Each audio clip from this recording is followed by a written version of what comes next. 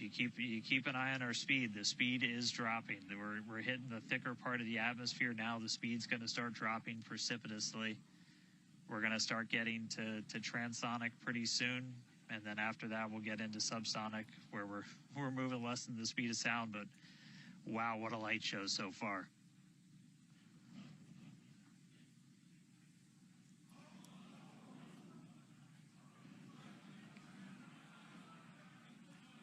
External temperatures are starting to come down. Again, this camera view is looking right at one of the forward flaps. And we're strategically putting some cameras around the vehicle to just look at the different areas that, looks like we got the flap starting to come apart a little. Yeah, it does appear that we have a little bit of burn through there. We can see pieces of the vehicle flying off. What a show it has been. It's been like watching Interstellar or something. This is wild to see this, but the ship is still coming down, which is incredible to see. How far can it go? That is the question. Keep your eye on the altitude in the bottom right-hand corner. We're at 54 kilometers right now.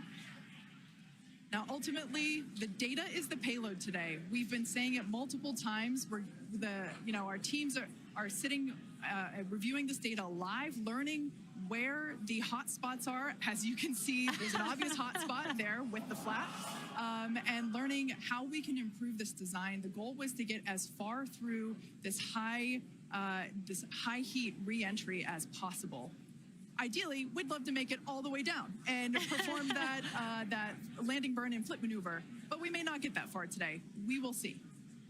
Again, this is a test, and we are gathering as much data as possible, visual data as well, which we can see here. We are getting a lot of debris covering the camera on your screen, but we can still see some of those sparks and flames from that high heat as ship is making its way back down to Earth.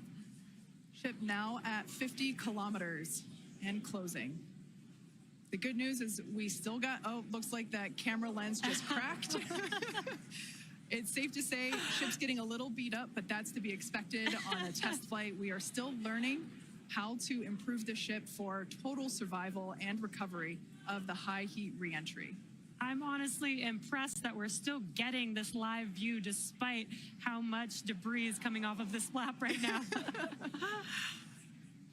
The fact that we've got it is good news. And I may have jinxed it. I apologize. Look at that. It's back. We are still going. And the teams here at SpaceX are excited, as you can tell by the cheering behind us. There's still a sizable crowd here at Mission Control Center, Hawthorne. A splashdown is expected in just about 4 minutes from now.